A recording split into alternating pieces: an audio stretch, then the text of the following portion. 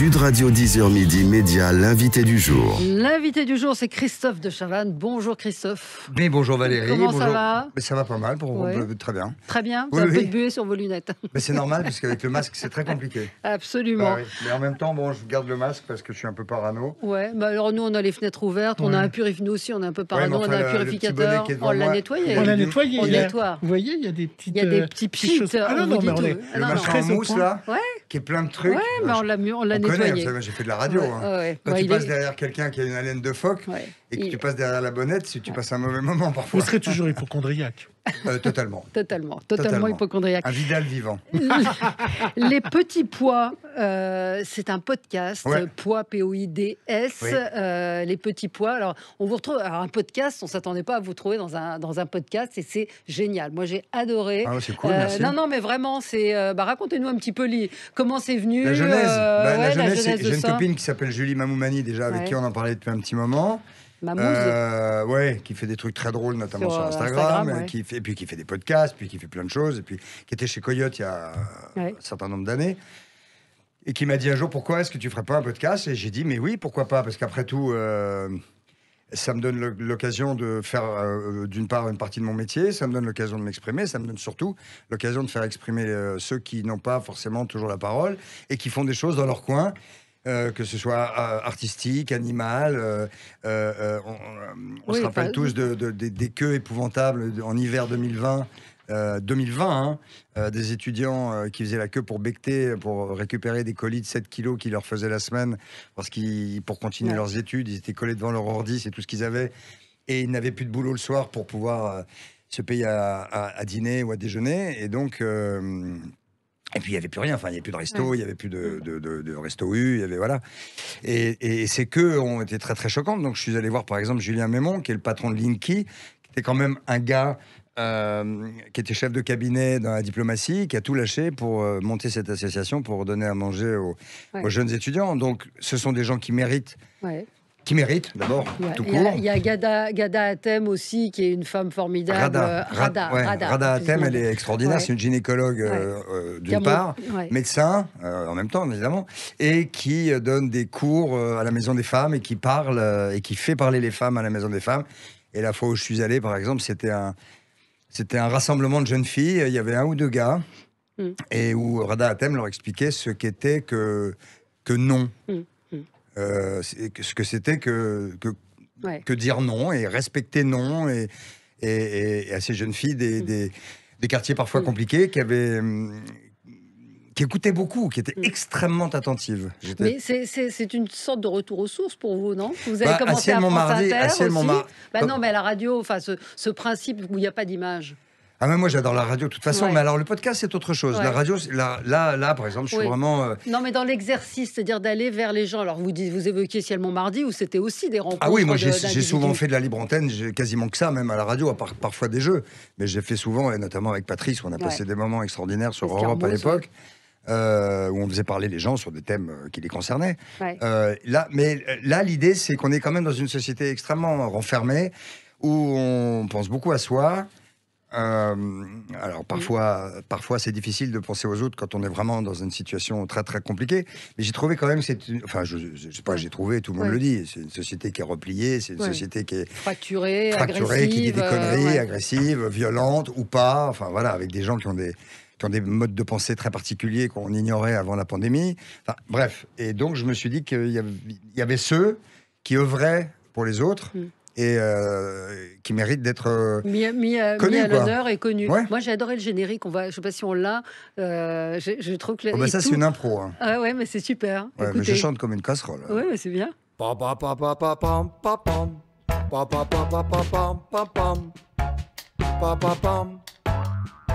mais j'ai pas de casque, moi. C'est pas grave. C'est pas mal, hein? C'est pas mal du tout, hein? Mais oui. Ouais. Vous auriez Ah, si, eu si, une si. carrière dans le Bah, j'ai jazz. chanté une Ouais, fois. ouais, J'ai il joue chanté. très bien du piano, J'ai Christophe. chanté avec Nicoletta, moi, quand je ouais. produisais la tournée Ashton, j'ai chanté avec Nicoletta Mamie Blue, mais sur des scènes de Zénith. Hein. Alors, les premières fois, je me faisais dessus, les autres fois, j'étais à Donf. Vous avez Eh ben, pris on du écoute plaisir? un petit extrait. Bah, je l'ai pas, Non. mais... Non, mais vous, Ah. Oh, mamie. Ah non, mais non. Bah, faites Nicoletta, alors. Non, mais et le générique donne bien, je trouve, le ton que vous pouvez avoir. C'est-à-dire que vous êtes vraiment curieux. Moi, c'est ce qui m'a plu dans le podcast, c'est que vous êtes curieux de découvrir ces gens et que vous leur posez des questions qu'on se pose. Vous êtes vraiment tourné vers eux. Oui, remettez-en un coup pour voir Ouais. si ça fait ça. Alors moi, non, mais juste avant, moi c'est justement ce que dit Valérie, c'est que vous mettez votre chemise. C'est-à-dire que c'est pas un podcast où vous êtes derrière un micro, où vous recevez un invité, vous allez sur le terrain, Ouais. rencontrer les gens, et on est vraiment dans le reportage. Et moi, c'est ce que j'ai aimé. Et voici un extrait, vous en parliez tout à l'heure au début, de Julien Mémon, et vous êtes à cette rencontre de lui qui a une association pour redistribuer les surplus des magasins. Linky. Linky. Et grâce à l'application, il va pouvoir noter là où il est parti et là où il va. Mais on le fait sur quelques milliers de Bah tonnes. oui, parce que par exemple, ce soir, il y aura une distribution, et je vais vous accompagner si vous voulez bien. Oui. Il y a une distribution, vous allez distribuer combien? Ce soir, c'est une petite distribution, donc il y a à peu près 300 étudiants Ouais, dans le 18e arrondissement de Paris. ouais. Et donc, on va distribuer à chacun un colis d'environ 10 kilos de nourriture. Ouais, ça fait 3 tonnes. 3 tonnes quand Ouais, même. c'est ça. Et c'est 2 fois par semaine. Et puis on suit un petit peu vos pérénégrations, hein, mais un petit peu plus tard. Comment vous avez dit? C'est pas sympa. Comment vous avez dit? Oh, bah, je ne montre pas l'autre extrait. Tant pis pour la promo. Ouais, c'est pas facile à Ah, dire. non, c'est pas facile. Alors, allons-y. Et un petit peu plus. Non, non, allez-y. Pérénégration. Non, laisse-le, Voilà. laisse-le. Alors, on vous écoute, mon ami. Non, mais Si Il vous a m'avez chatouillé la dernière fois que je suis venu sur un Absolument, truc, alors oui, vous je me permettez. souviens, absolument. alors. Dans vos déambulations. Déambulation et pérénégration. Non. Bien, c'est ça. Alors, c'est comme. Est-ce que vous êtes bien rémunéré? Et donc un petit peu plus tard, vous allez rencontrer une autre personne. Alors c'est assez incroyable. C'est Ouais. une chef qui prend du temps sur elle pour faire des plats pour distribuer aux bénévoles. Et vous allez voir qu'on leur donne pas n'importe quoi. Et ça, c'est important. Bonjour tout le monde. Alors, je suis nouveau linker, moi, mais vous devez avoir. C'est pas la première fois que vous donnez à Linky. Non, ils viennent toutes les semaines, donc non. Et donc, c'est votre chef, comment s'appelle-t-il? Manon, Et donc, c'est elle qui décide de faire 50 plats pour Linky.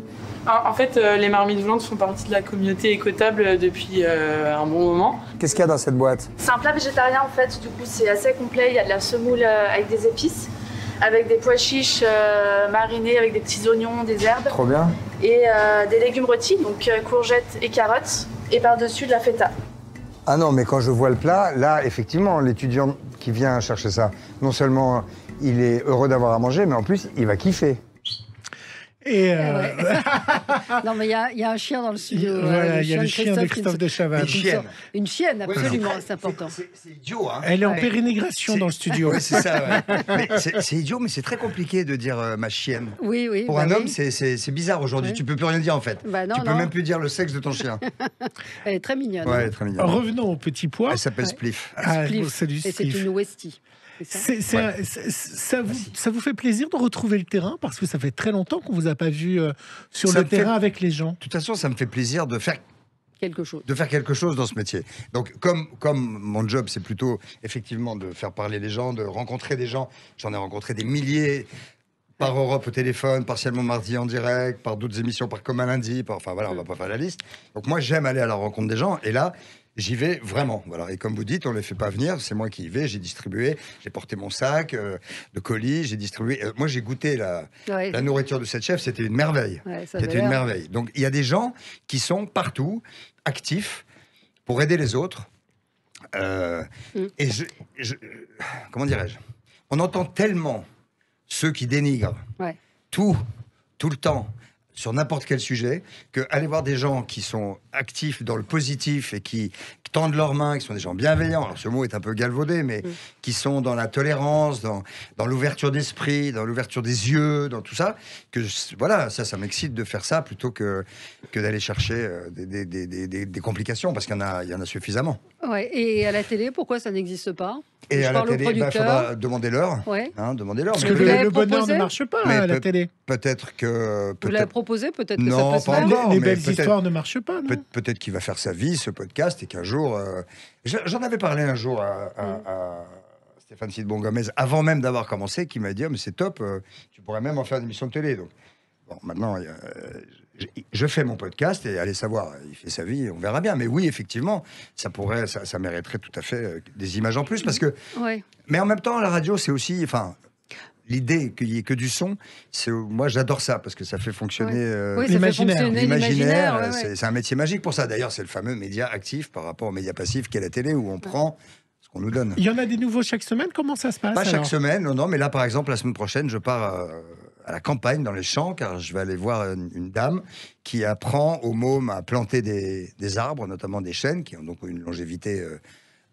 On meurt avant eux, hein. Et donc c'est un double esprit. C'est l'esprit de renourrir la terre, parce que plus il y a de végétaux, plus ça nourrit la terre, qu'on a beaucoup abîmé quand même. Hein. Mélenchon ne dit pas que des conneries, et il en fait aussi. Non, mais je veux dire, voilà. Et je sais pas pourquoi je dis ça, je vais encore me prendre...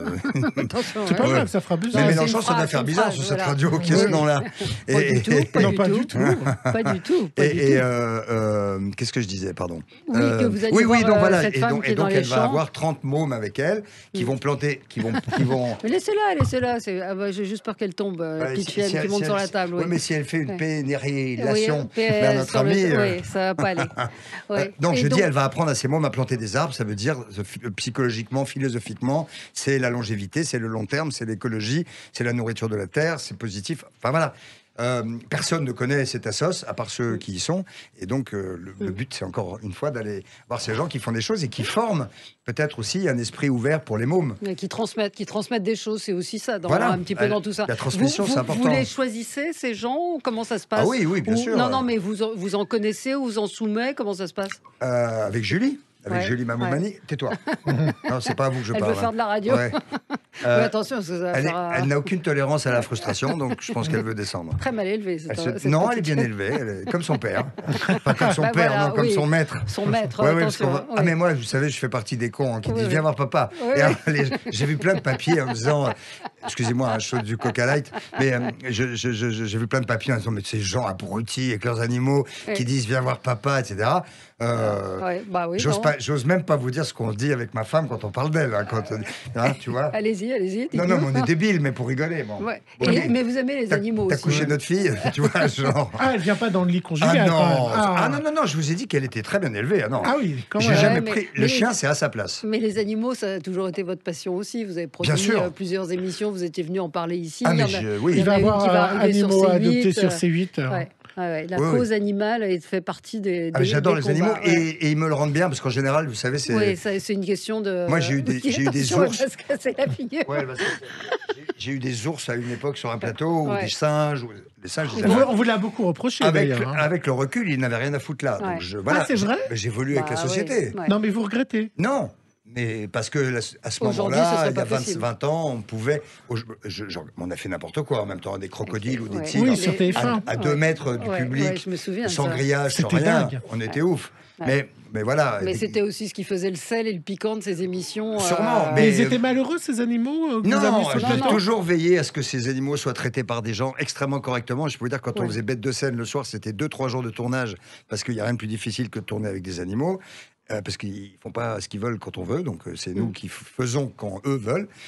Et je peux te dire que je veillais, il y avait des camions entiers à la Plaine Saint-Denis avec les éleveurs, les maîtres et tout, et on a toujours veillé à ce que ce soit très correct. Et quand on savait, parce qu'on se renseignait qu'un animal n'était pas super bien traité, on laissait ces gens là où ils étaient. La question inévitable, on vous revoit quand à la télé? J'en sais rien, mon chou, j'en sais rien. Ça vous manque ou pas? Non, j'en sais rien. Oui, forcément, bien sûr. Oui, mais vous arriveriez à avoir le... Alors, tais-toi. À avoir le ton, par exemple, je prends Cyril Hanouna, parce que moi, je trouve que c'est l'héritier. Il fait ce que vous faisiez il y a des années et des années dans les débats. Différemment, avec sa personnalité. Etc. Est-ce que vous pourriez être incisif et moqueur comme ça, ou c'est pas la télé que vous aimez? Non, lui, il a... Mais tu te tais. Non, Cyril, il a sa personnalité. Moi, j'ai la mienne. On n'est pas tout à fait pareil, mais il a le talent qu'il a. Voilà, et puis ça marche très bien. Maintenant, il est sur un, il est sur un créneau là depuis des semaines et des mois. Voilà. Moi, je changeais chaque semaine. C'est la seule émission en direct aujourd'hui. Il n'y a quasiment plus d'émissions en direct. Si, quotidien, c'est en quasi direct, c'est à 5 minutes. C'est à vous, c'est en direct. Oui, c'est vrai. Vous êtes en direct. Oui, moi, je suis à la radio, moi. C'est pas pareil. Le journal est en direct. Mais il n'y a plus de grandes émissions. Ah, il n'y a plus de prime comme moi. Mais moi, à une époque, vous savez, quand je faisais Les 100 plus grands, qui était un gros plaisir, un gros carton. Les 100 plus grands, on a beaucoup rigolé avec ma copine Sandrine Quétier, ouais. Et un jour, TF1 a dit bon, on va les enregistrer. C'était beaucoup moins drôle.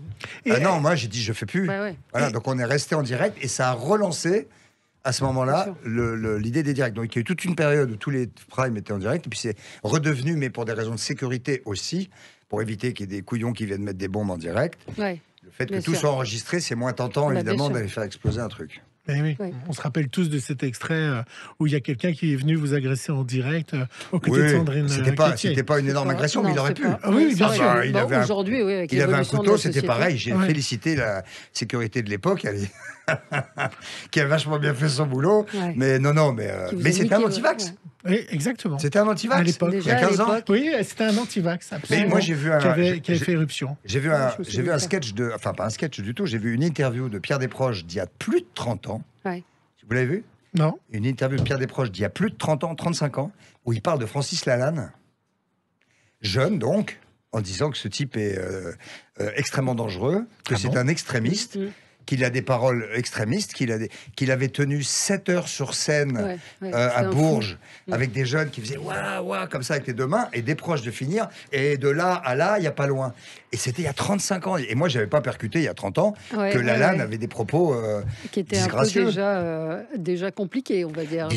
Disgracieux, voilà, c'est un mot qui... Non, mais c'est-à-dire contre tout, contre machin. Mais c'est fou de voir, parce que c'était une vieille interview, Desproges faisait plutôt... Il était encore en pleine forme et tout ça, donc ça doit avoir moins 30 ou 35 piges, c'est étonnant, regardez. Et vous auriez envie de faire quoi à la télé, dans l'absolu, demain? Je suis patronne de chaîne, bonjour Christophe, vous voulez faire quoi? Je pense que ce que je suis en train de faire en podcast m'intéresserait, oui. Ou alors, je vous dis la vérité, une émission d'accueil comme Michel Drucker, où il y a des artistes... J'ai cru que vous allez dire comme Patrice Carbon sur Télévision. Ouais, j'ai vu. Je l'ai vu, j'ai dîné avec lui la semaine dernière. Il est heureux là-bas quand même. Oui. Il est très heureux. Sur Télévision. Il fait d'autres choses, il fait ça, il a écrit une pièce sur des proches que je suis allé voir, il joue. Il est narrateur sur la pièce, ici. Allez le voir, c'est très intéressant cette pièce. C'est la première fois que les ayants droit des proches laissent les textes sur une scène. Sur une scène. Et donc, dans l'idéal, émission d'accueil. Comme Michel Drucker, j'adorerais ça parce que retrouver les artistes et faire le con avec et faire une émission de divertissement et rigolote. Voilà. Mais d'ailleurs, j'avais parlé avec Michel d'une idée qui était que je sois à ses côtés. Si jamais, et puis dans l'ombre s'il n'a pas besoin, puis à ses côtés s'il a besoin. Bon, ça l'a pas chauffé parce que il est soliste. Mathilde dit, il m'a dit, on est deux solistes. Je dis oui, mais moi je peux être là pour me marrer avec toi, quoi. Voilà. Ça l'a pas tenté, mais la porte est ouverte quand il veut. J'espère que nous sommes écoutés par les patrons de chaîne. D'ailleurs, c'est le cas. C'est évident, Gilles, tous les jours. Donc, et moi, j'aimerais bien vous revoir à la télé, mais en tout cas. Mais dites donc, si vous écoutez, c'est qu'ils travaillent pas à ce moment-là. Bah si, vous savez que la radio, ils replay. Il y a des podcasts de l'émission. Il y a aussi des podcasts. Vous avez parlé tous les deux en même temps, je remarque. Il n'y a que moi qui vous ai compris. Surtout quand vous avez dit frustration. Pérégrination, Gilles. Pérégrination. Non, il n'y arrive pas. Non, je suis un peu dyslexique. Pérégrination. Voilà. Les petits pois, donc c'est fini, le podcast, c'est déjà fini, mais vous reviendrez. Là, tu sais, quand je reviendrai, je vais revenir au printemps, parce que quand Capitaine Marlowe va sortir, parce que j'ai joué dans Capitaine Marlowe, j'ai fait quasiment la totalité des jours de tournage. Je me suis entendu comme larrons en foire avec Corinne Maziero. Vraiment. Et j'ai vécu l'expérience José Dayan comme une expérience sociologique très intéressante. J'ai gagné 3 ans de thérapie, elle est extraordinaire. Et ça s'est vachement bien passé et j'ai eu plein de compliments. Donc, je joue quoi comme rôle? Je joue le capitaine William Perrin, pas le capitaine, pardon, l'adjudant-chef William Perrin. Je suis le binôme de Corinne, du capitaine Marlowe. Une nouvelle carrière, alors. Oui, je voudrais être acteur. Je cherche un agent. Écoutez, on va voir ça. Voilà. Allez, on a débordé de 5 minutes, mais c'est pas grave. Mais vous n'allez pas enlever ça. Non, on va pas retirer ça. Non, c'est un scoop, évidemment. On va le garder. Les petits pois, donc le podcast, allez-y, écoutez, c'est passionnant. Et puis c'est vraiment vraiment intéressant. super. Merci à vous et on se retrouve, nous, avec Gérard Collard et les livres dans un instant.